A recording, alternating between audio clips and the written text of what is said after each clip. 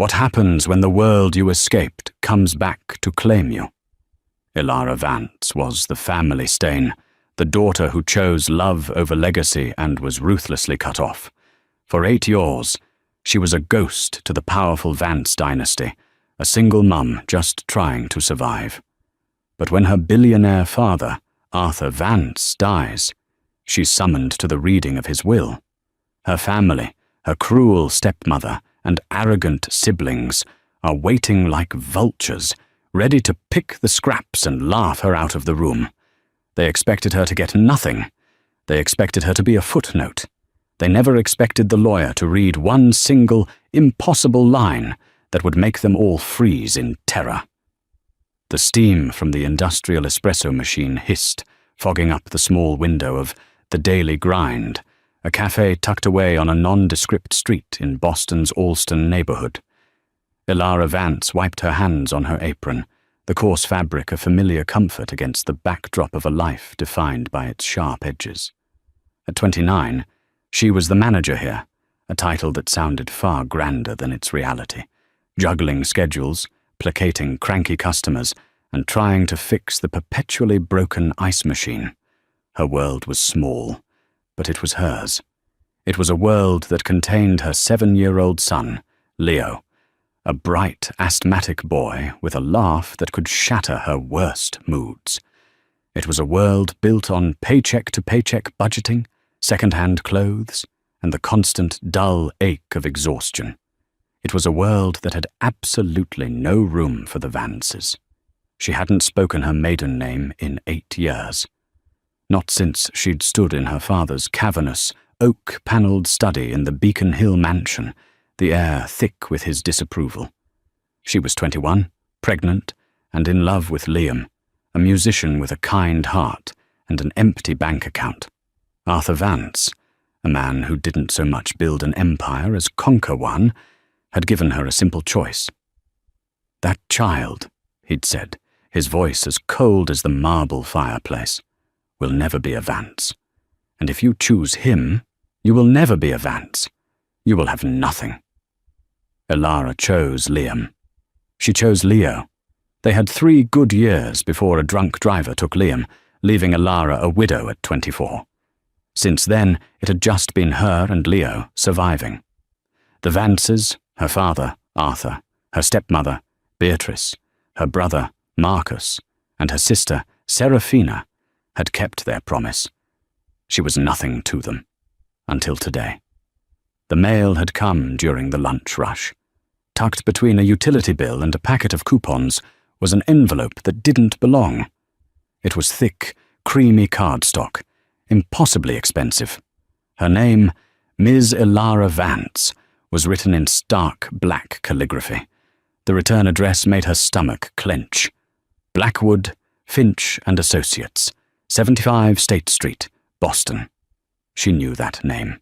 It was her father's law firm, the one that handled every acquisition, every hostile takeover, every problem the Vance family needed to make disappear. She tore it open with trembling fingers. It was short, sterile, and brutal. "Dear Miss Vance, we regret to inform you of the passing of your father, Mr. Arthur B. Vance, on November 2nd. The formal reading of Mr. Vance's last will and testament is scheduled for Friday, November 7th at 10 Horse a.m. to be held at our offices. Your presence is required. Sincerely, Julian Blackwood, Escatra." Her father was dead. Elara felt a strange, hollow emptiness. Not grief, not yet. Just a cold, echoing shock. The man who had been a titan, an unmovable mountain of judgment and power, was just gone. "Your presence is required." A bitter laugh escaped her. Required. After 8 years of enforced silence, of unanswered letters and returned Christmas cards, her first instinct was to throw it away. What was the point? He'd made his decree. She would be humiliated. Beatrice, his impeccably cruel wife, would be there, draped in black silk and fake tears, flanked by her own 2 children. Marcus, the golden boy and heir apparent, would smirk. Serafina, who had married into even more money, would look at Ilara's worn-out jeans with manufactured pity. "Mama?" Leo was sitting at the small corner table she reserved for him after school, finishing his homework. He looked up, his brow furrowed with concern. "Are you sad?" She looked at her son. His inhaler was sitting on the table next to his math book. The chill of the coming winter was already making his breathing tight. The co-pay for his last emergency room visit had wiped out her savings. She wasn't going for a handout. She wasn't going for forgiveness.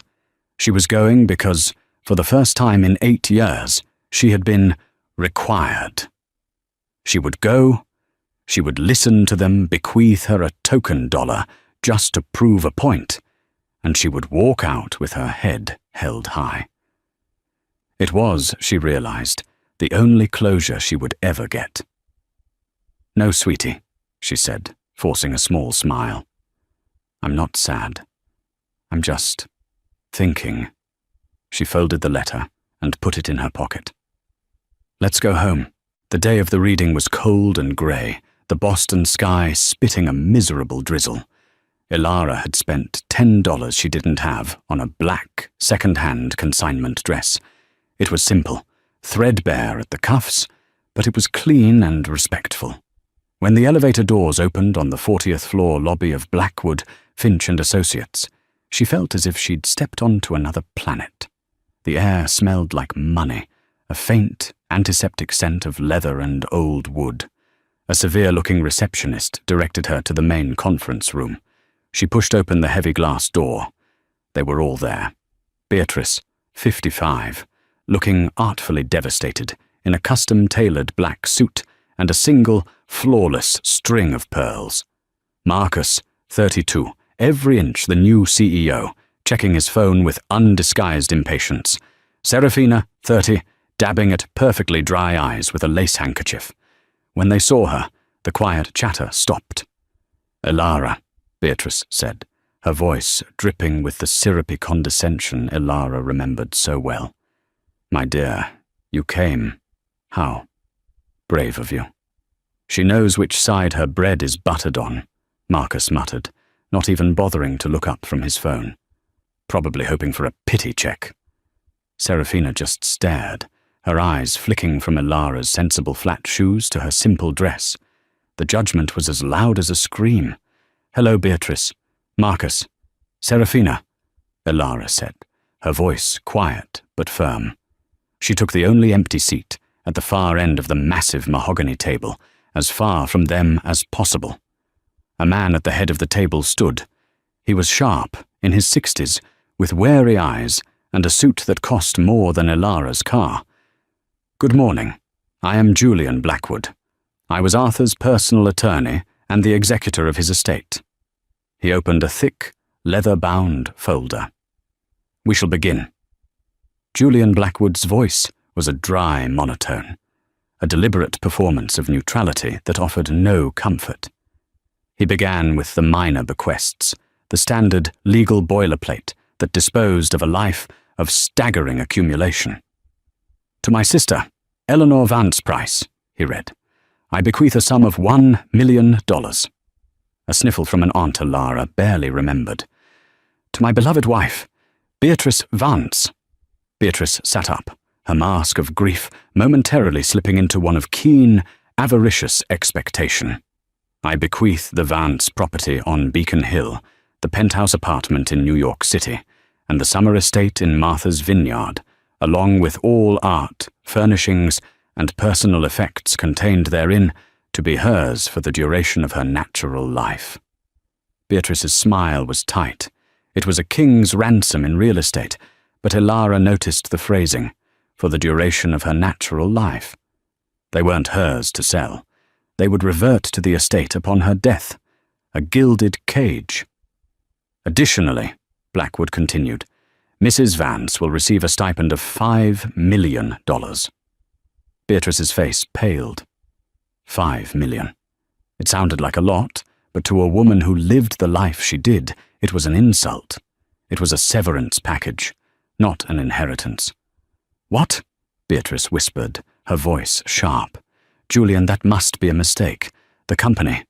Please, Blackwood said, raising a hand. I am not finished. He turned the page. To my daughter, Seraphina Vance Croft, I bequeath my private art collection, valued at approximately $40 million, with the exception of the pieces held at the Beacon Hill residence. Seraphina let out a small, pleased sigh. She had her prize. To my son, Marcus Vance. Marcus finally put his phone down, leaning forward. This was it. The keys to the kingdom. I bequeath a sum of $10 million and my collection of classic automobiles. The silence in the room was absolute. Marcus's face went from pale to a deep, blotchy red.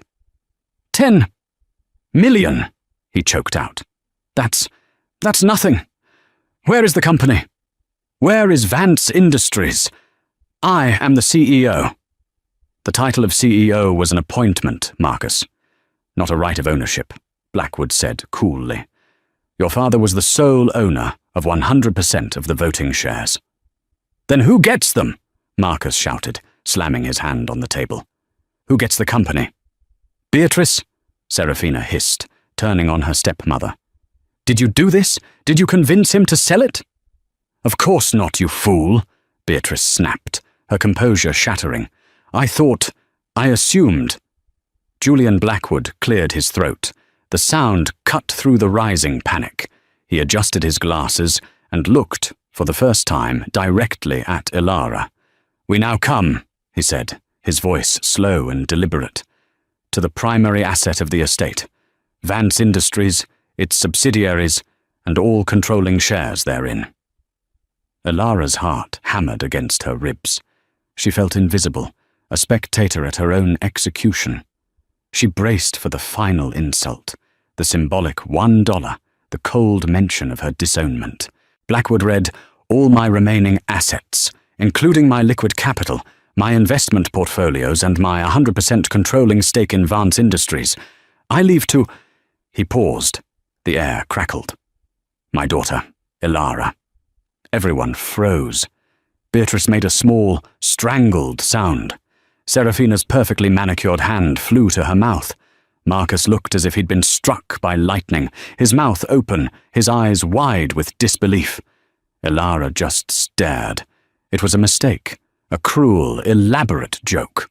What did you say? Marcus whispered, his voice dangerously low. I leave to my daughter, Ilara, Blackwood repeated, his gaze locking with Marcus's. However, the inheritance of the company shares is subject to one binding condition. Ilara finally found her voice. Condition, she whispered. Yes, a significant one. Blackwood turned the page, the rustle of the paper sounding like a cannon shot in the small room. The will stipulates the following, he read, his voice gaining a new, sharp edge. Ilara Vance must assume the role of Chief Executive Officer of Vance Industries within 30 days of this reading. She must personally oversee the company's operations and maintain her position for a period of no less than 12 consecutive months. During this period, she is forbidden from selling or leveraging her controlling shares. He looked directly at Ilara. If, at the end of that 12-month period, the company has maintained or exceeded its current profitability index, the shares become hers, free and clear. If she refuses the position, or if she is removed from the position by the board, or if the company's profitability fatally collapses, the shares are to be immediately dissolved, and the entirety of Vance Industries is to be liquidated. Its assets will be distributed among several charities chosen by my father. The family will receive nothing. It wasn't an inheritance, it was a bomb. He had given her everything, but chained it to an impossible task. He'd made her the guardian of the entire Vance legacy, and in doing so, had placed an executioner's axe over everyone's head, including her own. If she failed, everyone, including her, would be ruined. No. Marcus's voice was a low growl. He stood up, his chair scraping violently against the floor. Absolutely not. I will contest this. She's a barista. She can't run a lemonade stand, let alone a multi-billion-dollar corporation. He was senile. He was incompetent. I can assure you, Marcus, Arthur was of perfectly sound mind when he signed this, Blackwood said, his voice like ice. I have the medical evaluations to prove it. He updated his will 6 months ago. It is ironclad. This is insane, Serafina cried, her face twisted in a mask of ugly rage. She gets everything, and we get table scraps. I'll fight this with Marcus. Beatrice was the most frightening. She was silent, her eyes fixed on Elara. It was a look of pure, unadulterated hatred, a look that promised war. Elara's head was spinning. CEO, 12 months, profitability. These words meant nothing to her. Miss Vance, Blackwood's voice cut through her panic. You have 30 days to accept the terms. If you do not formally accept by December 7th, the secondary clause, liquidation, will be triggered. The choice is yours. Marcus lunged across the table, his face inches from Elara's. You will not do this, he hissed, his breath hot with fury. You will decline. Take your 10 million and walk away. She doesn't get 10 million, Marcus, Blackwood corrected calmly. The 10 million was your bequest. Elara's bequest is the company. It's all or nothing. Marcus stared at her, his eyes promising a hell she couldn't even imagine. You will decline, he repeated, or I will destroy you. I will drag you through every court. I will prove you're an unfit mother. I will take your son. You will not take what is mine. Elara looked at the 3 faces that had haunted her adult life. The 3 people who had watched her struggle, watched her grieve, and done nothing. They hadn't just ignored her. They had erased her. And now they were terrified of her. Her father had not given her a gift. He had given her a weapon, a test, and he had pointed it straight at the heart of the family that had betrayed them both. Elara stood up, her legs shaking but holding. She looked at her brother, at the man who had just threatened her child. Mr. Blackwood, she said, her voice clear and cold, surprising even herself. Where do I sign? The 30 days passed in a blur of legal whiplash. Elara's life was upended. She quit her job at the Daily Grind, a conversation that was both heartbreaking and surreal. She used a small emergency advance from the estate, managed by Blackwood, to hire a full-time nanny for Leo, a kind older woman named Mrs. Gable. She moved, not into the cold Beacon Hill mansion, but into a secure, sterile corporate apartment in the Seaport district, closer to the gleaming glass and steel monolith that was the Vance Industries headquarters. The entire time, a storm of legal motions raged around her. As promised, Marcus and Beatrice filed a joint motion to contest the will, citing undue influence and lack of capacity. It was laughed out of probate court. Julian Blackwood, as predicted, had been meticulous. He produced sworn affidavits from 3 separate neurologists and a psychiatrist, all dated the same day Arthur signed the will, all confirming his exceptionally sharp and strategic mind. The family's first attack had failed, so they retreated, readying for the real war. On December 7th, Elara Vance, dressed in a stark, charcoal-grey suit that cost more than her last 3 months' rent, walked into the 50th floor boardroom. She was the CEO. The room was filled with the board of directors. It was a shark tank. 7 people, in addition to herself. There was Marcus, who retained his board seat as COO. There was Beatrice, who held a legacy seat Arthur had created for her years ago. There was Serafina's husband, Lord Croft, who represented his own family's minority investment. That was the hostile bloc. Then there were the 3 independents, a retired banker, a tech CEO, and a man named David Chen, who had been Arthur's first ever hire, now serving as the head of logistics. Elara took the seat at the head of the table. The chair felt too big, the air too thin.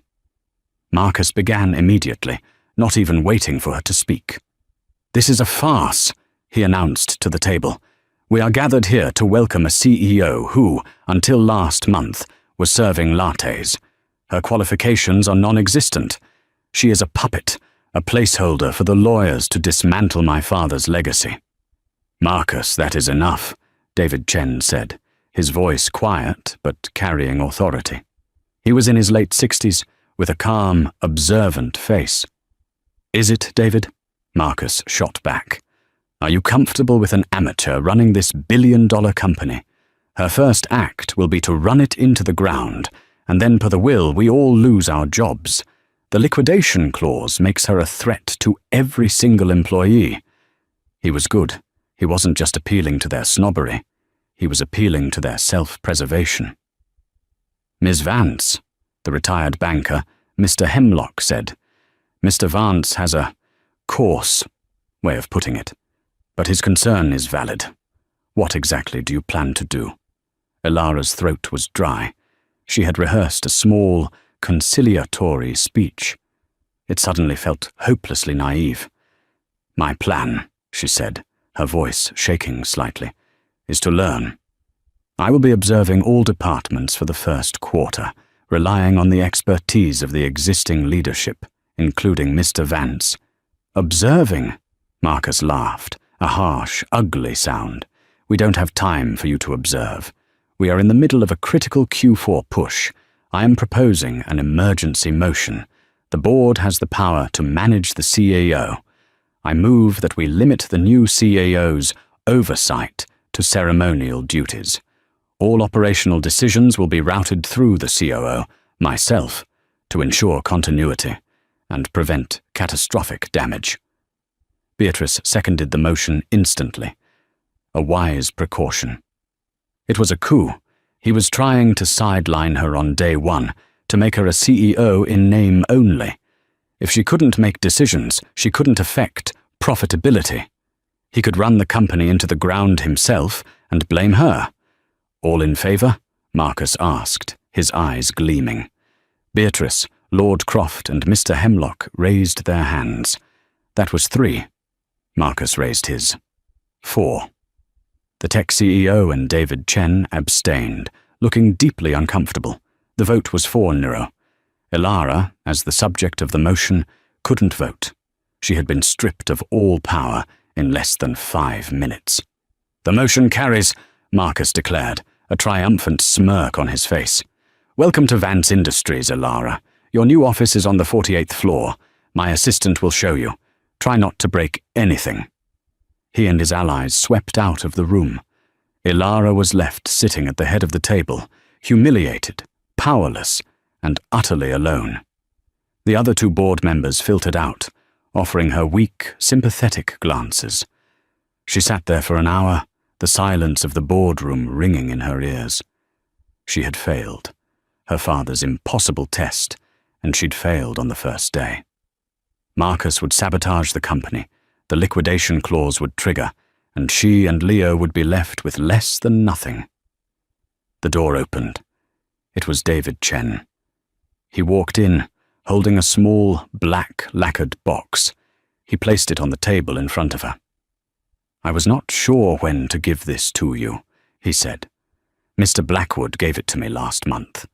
He said your father instructed him to have it delivered to you after your first official failure." Ilara looked at him, confused. "My first failure? Your father was a complicated man, Miss Vance. He was also a brilliant one." David motioned to the box. "Open it." Her hands trembled as she lifted the lid. Inside there was no jewelry, no money. There was only a single, heavy, old-fashioned key and a sealed envelope. Her name was written on the front in her father's aggressive, slashing script. "Ilara." She broke the seal. "Ilara, if you are reading this, Marcus has taken his first shot, and you let him. You walked in there, expecting a fair fight. You expected a debate. The Vances do not debate. We win. You are weak. You were weak when you left, and you are weak now. You have your mother's heart, but you lack her spine." She was a fighter. I have given you the company not as a reward, but as a forge. I am testing you, to see if there is any of her steel left in you. Being CEO is not about speeches. It is about power. And power is only held by those willing to use it. You now hold 51% of the voting shares. The board cannot stop you from doing anything.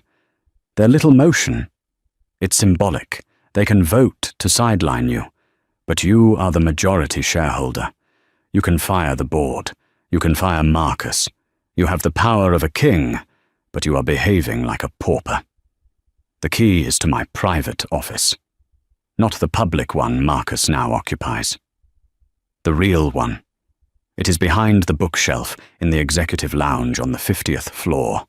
Your mother designed it. It is the only place the walls are clean. Stop observing. Start fighting. Don't disappoint me again. AV. It was not a letter of love. It was a roar of command. It was cold, it was brutal, and it was the first honest thing her father had said to her in a decade. Elara closed the letter. The fear that had paralyzed her was replaced by a slow, burning, unfamiliar cold. It was rage. She looked at David Chen. "Why did you stay with him, Mr. Chen?" David permitted himself a small, sad smile. "Your father was a tempest, but he was a brilliant one, and he respected loyalty. Your mother, she was the one who humanized him. When she died, the best part of him died with her. He pushed you away because you were the only person left who could hurt him." He paused. "Marcus is your father's arrogance. Serafina is his vanity. But you, Elara, you are his intellect. He just buried it under your mother's kindness. He's trying to see if it's still in there." Elara stood up, clutching the key. "Marcus may be the COO," she said, her voice no longer shaking. "But I am the owner, and the owner doesn't need to observe. The owner needs to audit." "What are you going to do?" David asked. "I'm going to find my real office," Elara said. "And then I'm going to read every single file my father left behind. Marcus wants to run the operations. Fine, I'll run the numbers. Let's see what he's been hiding." While Elara descended into the digital catacomb of her father's private files, the family was busy digging up a different kind of dirt. Marcus was enraged. His boardroom victory had been hollow. Elara had simply ignored the motion. Citing her rights as majority shareholder, she had begun a full-scale, top-to-bottom audit of every department, starting with operations, his department. She had bypassed the company's usual auditors, who were friendly to Marcus, and brought in an outside firm, one so ruthless and expensive that Marcus knew she wasn't bluffing. She wasn't just observing, she was hunting. "She's pulling the P&L reports from the Singapore expansion," Marcus roared at Beatrice over dinner at the Beacon Hill mansion. The house felt like a tomb, its opulence a reminder of what they stood to lose. "Let her," Beatrice said, swirling her wine. She was past the initial shock and had moved into cold, calculating strategy. "She doesn't know how to read a P&L report, Marcus. She's a child playing dress-up. She'll bore of this." "She's not alone," Marcus snapped. "She has David Chen, and that law witch, Blackwood, is advising her. She's frozen my discretionary budget." "Then you stop fighting her in the boardroom," Beatrice said, setting her glass down. "You fight her where she's actually weak." "What are you talking about?" "The boy," Beatrice said, her voice a silken whisper. "Her son. Leo." Marcus paused. "You want to go after the child?" "We don't go after him," Beatrice corrected. "We simply paint a picture. A newly minted CEO working 80-hour weeks, a demanding, high-stakes job. Who, one wonders, is caring for that sickly little boy? A hired stranger? It sounds negligent. It sounds like the kind of thing that would concern Child Protective Services. It certainly sounds like grounds for an unfit mother clause." Marcus smiled, a slow, predatory expression. And if she's declared an unfit mother and loses custody... Who would be the logical guardian? Beatrice mused. His loving, concerned uncle? And as the guardian of her only heir, you would have significant control over her decision-making. Or the stress of it all could cause her to have a breakdown. She'd be forced to step down, and the will clause would be triggered. It's beautiful, Marcus said. But we need proof. We need someone to build the case. I've already made a call, Beatrice said. His name is Gavin Thorne. He's a private investigator. He's not cheap, but he is thorough. Elara, meanwhile, was drowning in spreadsheets. Her father's real office was a revelation. It was a Spartan, modern room, with a single desk and a wall of servers. For the last 3 weeks, she and a small team of forensic accountants from the new firm had been living there. David Chen acted as her translator, teaching her the language of business. This is a shell corporation, he'd explain, pointing to a line item. This is a soft expense. This is a vanity project.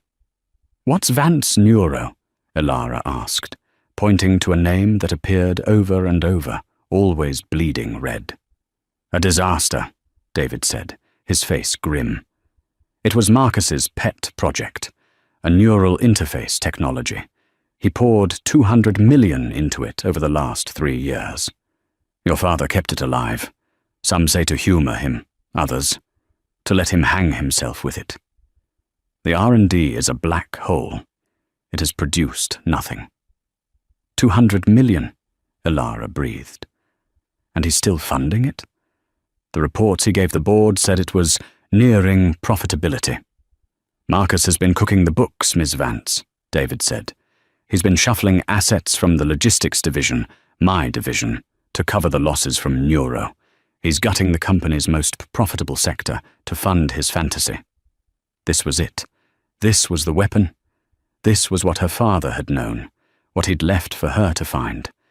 But just as she felt the first glimmer of victory, the war shifted. She got a call from Mrs. Gable, her nanny.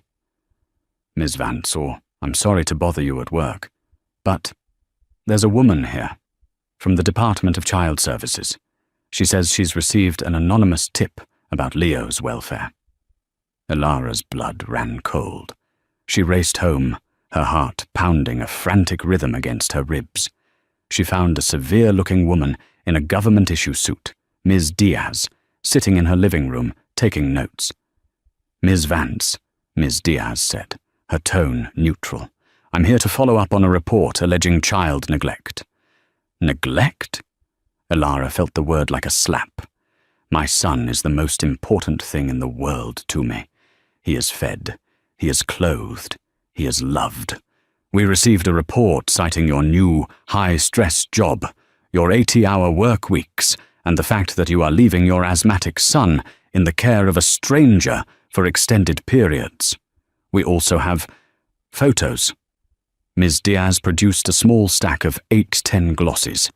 Elara's stomach churned. There was a photo of her, taken through her office window, clearly late at night. A photo of Mrs. Gable pushing Leo on a swing in the park. A photo of Elara, looking exhausted, getting into her car at dawn. And one, the worst one, of Leo, taken from a distance, having an asthma attack at a soccer game. Mrs. Gable was frantically administering his inhaler. The photo was framed to make it look like he was alone and in distress.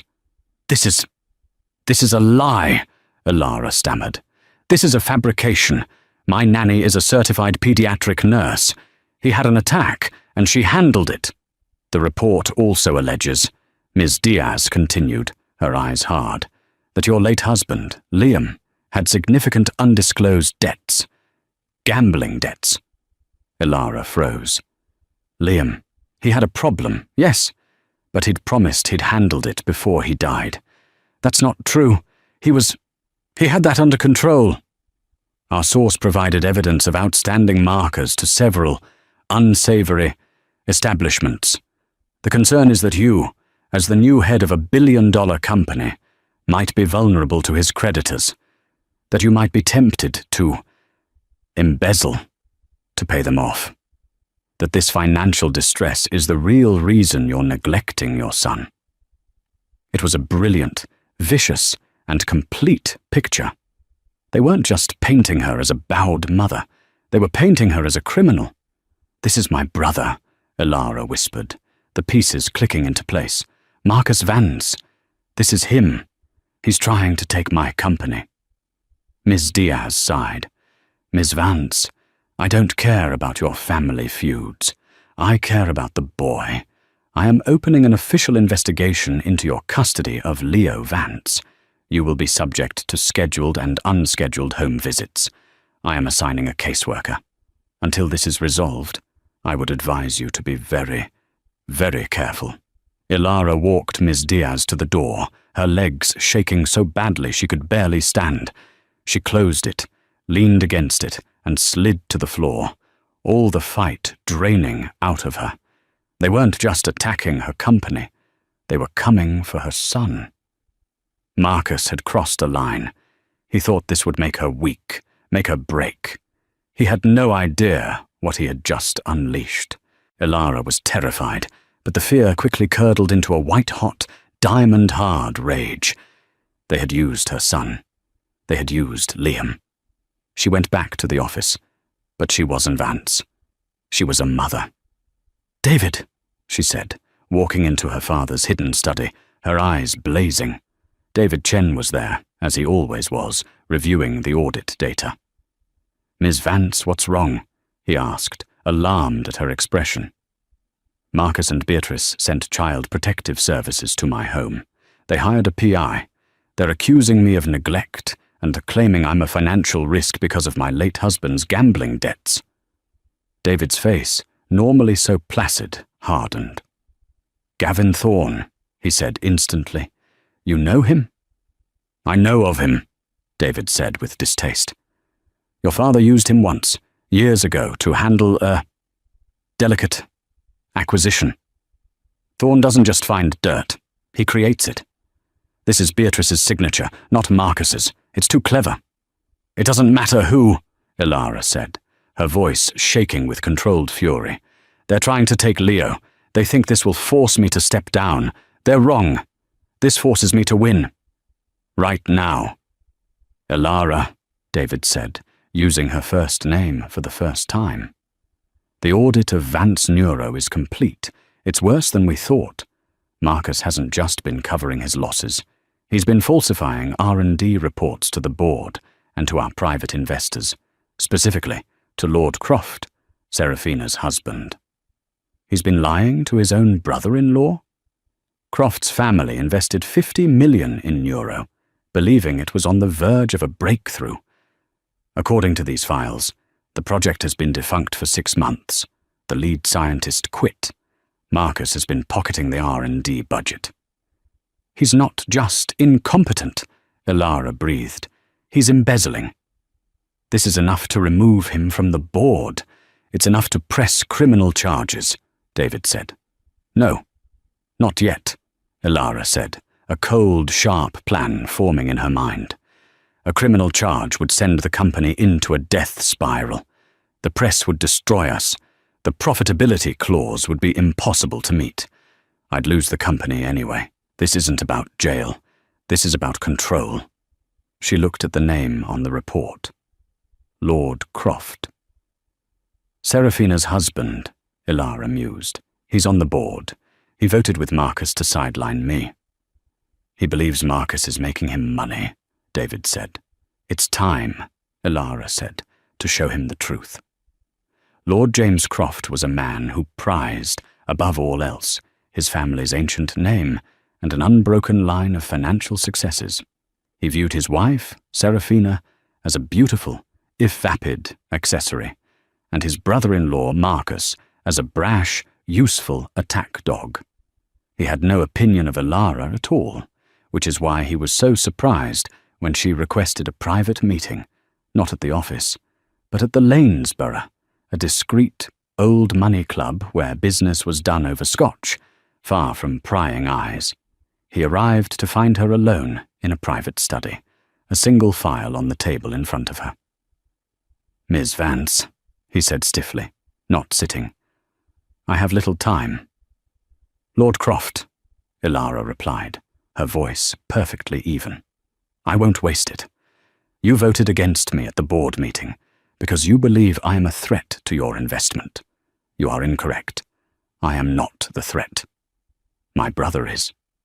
Marcus is boorish, but he's effective," Croft said dismissively. "Vance Neuro is a visionary project." "Vance Neuro is a shell," Ilara said. She pushed the file across the table. "It's been defunct for 184 days, to be precise. The lead scientist, Dr. Heiress, is now working for our chief competitor in Berlin.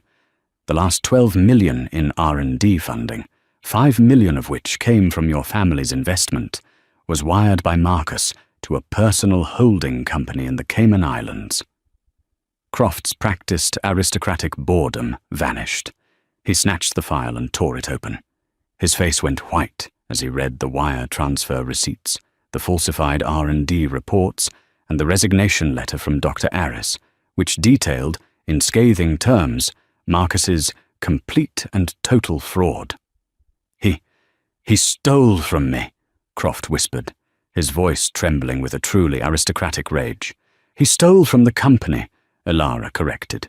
"He stole from our father's legacy. He stole from you."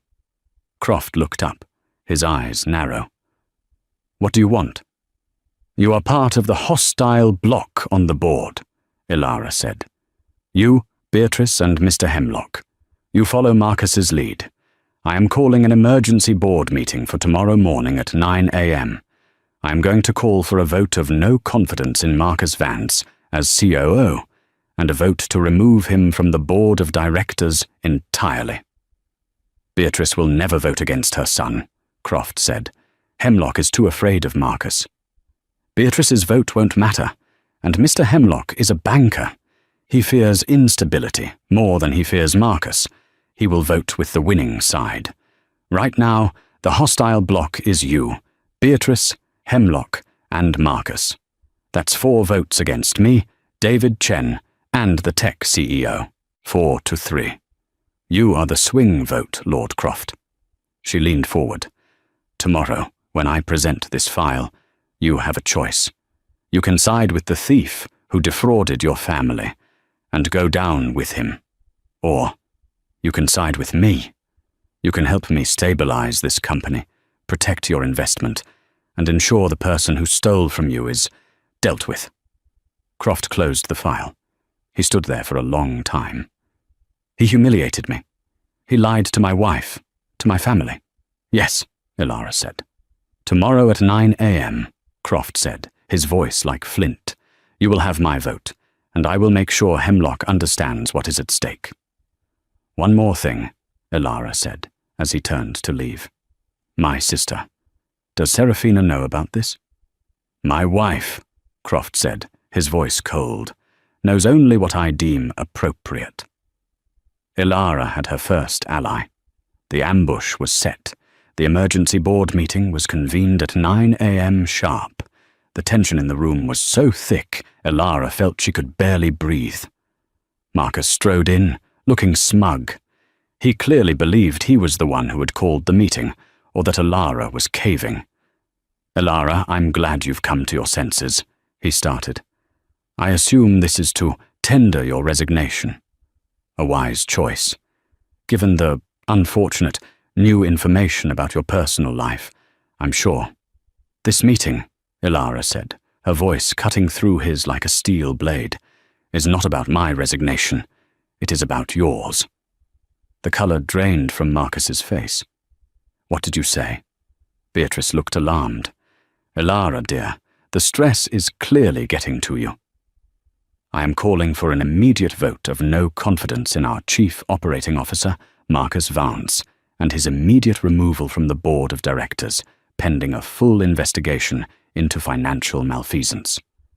A gasp from Hemlock. Serafina, who had insisted on attending with her husband, let out a nervous laugh. "Don't be ridiculous, Ilara. You can't just—" "I can," Ilara said. She looked at Julian Blackwood, who was present as legal counsel. "Mr. Blackwood, am I within my rights as majority shareholder?" "You are, Ms. Vance," Blackwood confirmed, his face impassive.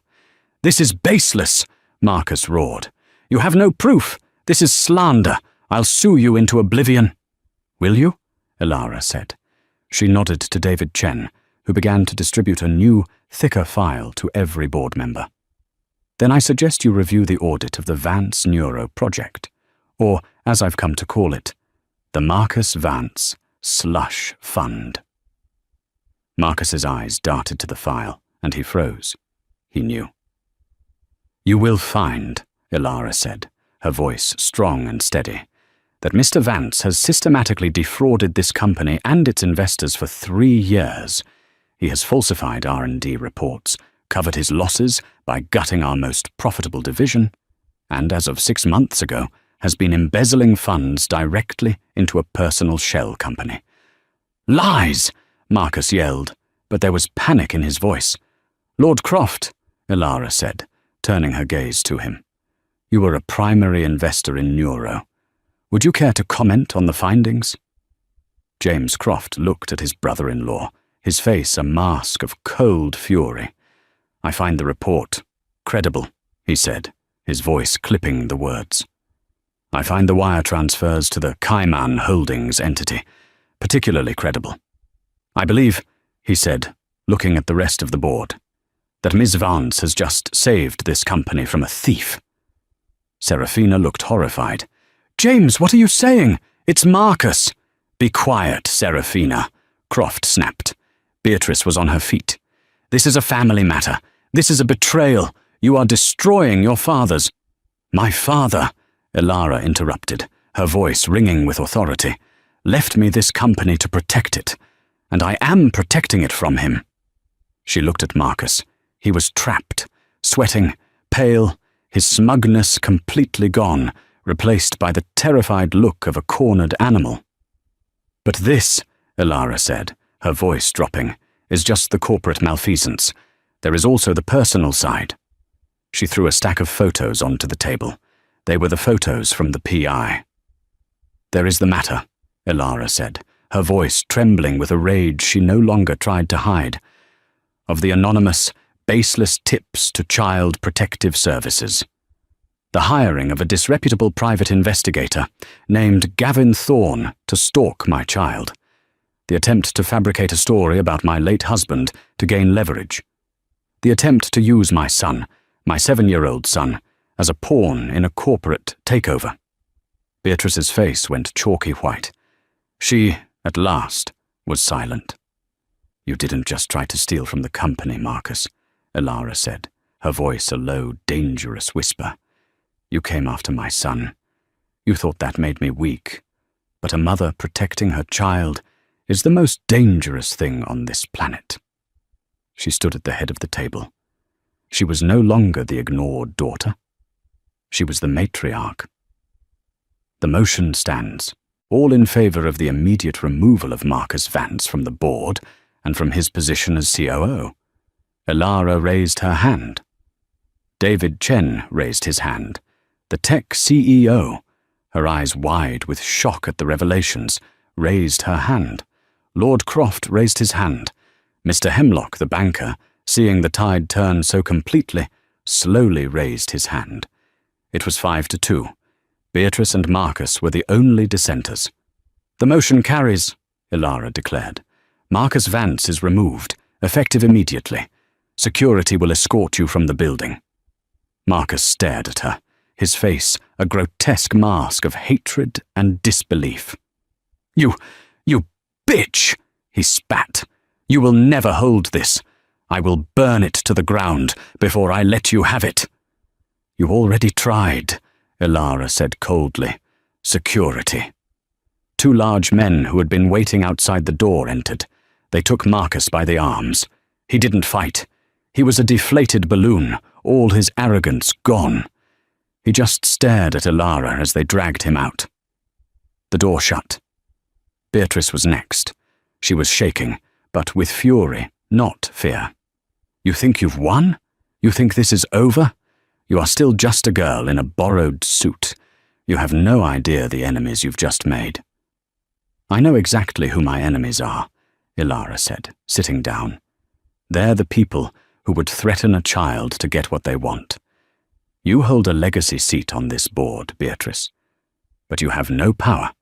You will sit here, and you will watch me save this company.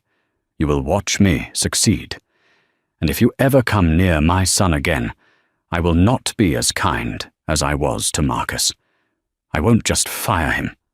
I will press criminal charges. Am I understood?" Beatrice looked at the faces around the table. No one would meet her gaze. Not even her own son-in-law. She was finished. She sank back into her chair, defeated. Ilara looked at the remaining, stunned board members. "Now," she said, "all business. Let's talk about stabilizing the logistics division and hiring a new, competent COO." The 6 months that followed were the hardest of Ilara's life. They were also the most rewarding. The removal of Marcus had sent a shock-wave through the company. The Vance Neuro scandal was contained. Ilara, Croft, and Blackwood had handled it internally. Marcus was given a severance that was, in reality, a non-disclosure agreement binding him to silence in exchange for Ilara not filing criminal charges. He and Serafina, whose husband now held her on a very tight leash, retreated to Europe, humiliated. Beatrice was a ghost. She still attended board meetings, as her seat required, but she never spoke. She was a silent, beautifully dressed statue of malice.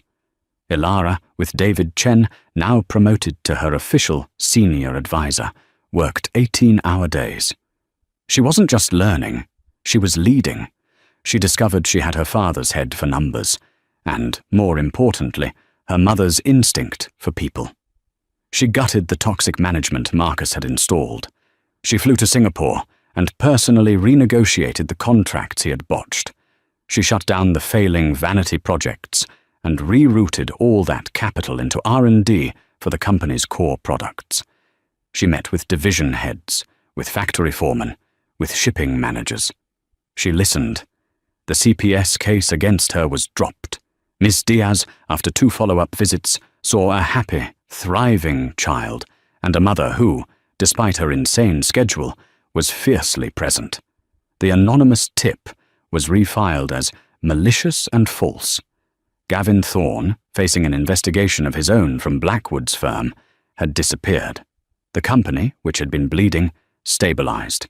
The Q2 reports showed a modest profit. Q3 showed significant growth. Ilara Vance was winning. The day of the 12-month anniversary of her first board meeting, she walked into the boardroom. The 12 months were up. "Mr. Blackwood," she said. Julian Blackwood stood, a rare, small smile on his face. "Ladies and gentlemen of the board, as per the will of Arthur Vance, Ilara Vance has served as CEO for 12 consecutive months. The auditor's reports are final. Vance Industries has not just maintained profitability, it has exceeded the index by 4.05%. He turned to Ilara. "Ms. Vance, the conditions of the will have been met. The 100% controlling shares of Vance Industries are now yours, free and clear, to do with as you wish." A small, polite applause went around the table, led by David Chen and Lord Croft. Beatrice just stared at her. "Thank you, everyone," Ilara said. "My first act as an unconditional owner is to table a motion." She looked straight at her stepmother. "I move to dissolve the legacy board seat currently held by Beatrice Vance, and to remove her from this board." Beatrice's head snapped up. You can't." "I can," Ilara said. "I am the 100% shareholder. My vote is the only one that matters. The motion carries. Beatrice, you are removed, effective immediately. You are no longer associated with this company in any way. Furthermore, the Beacon Hill residence and the Vineyard estate, which, per the will, were yours for life, provided you remained a non-disruptive part of the Vance legacy, are now forfeit. Their upkeep is a drain on the estate, and as the head of the estate, I am cutting the expense. You have 30 days to vacate. Beatrice looked for the first time truly terrified. Where will I go? The stipend. The 5 million is yours, as stipulated, Ilara said, her voice devoid of emotion. I suggest you learn to budget. I did. Beatrice stood, shaking, her mask of composure finally cracking to reveal the desperate, grasping woman beneath. She looked at Ilara with a lifetime of hatred. You are just like him, she whispered, her voice venomous. You're as cold and as cruel as he ever was. No, Ilara said, standing to face her. I'm not. He cut me off and left me with nothing.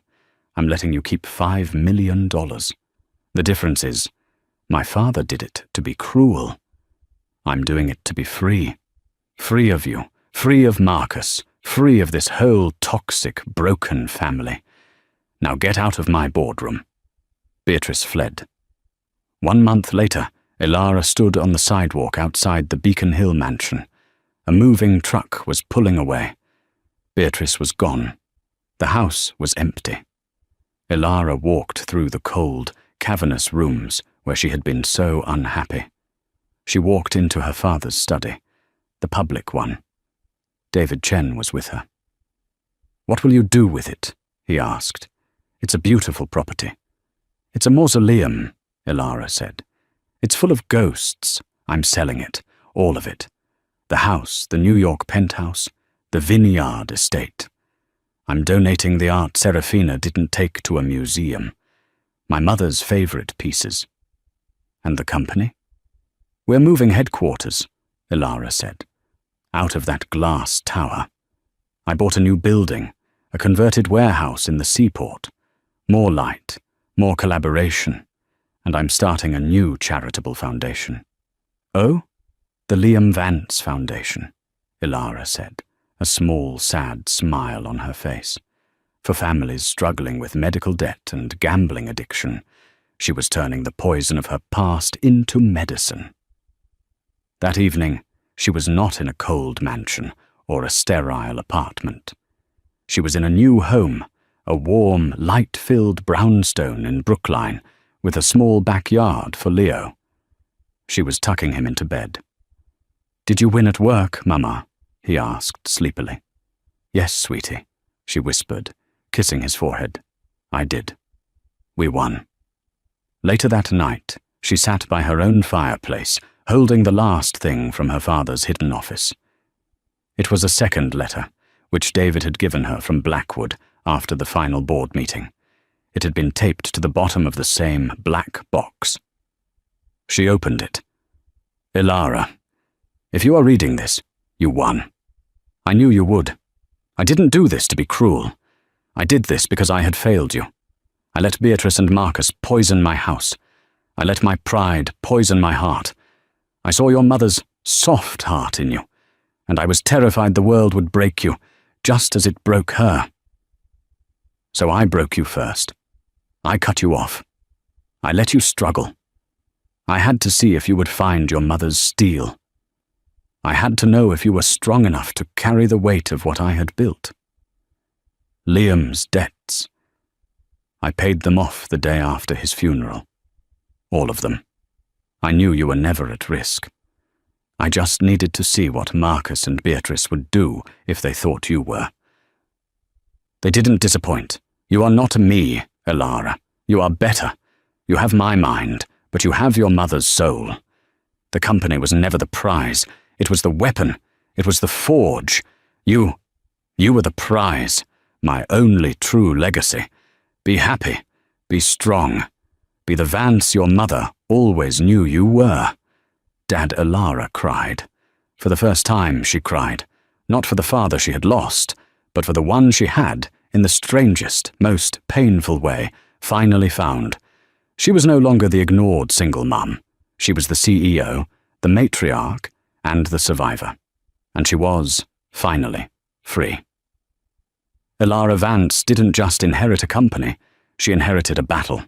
She was underestimated, attacked, and pushed to the brink, not just by her rivals, but by her own family.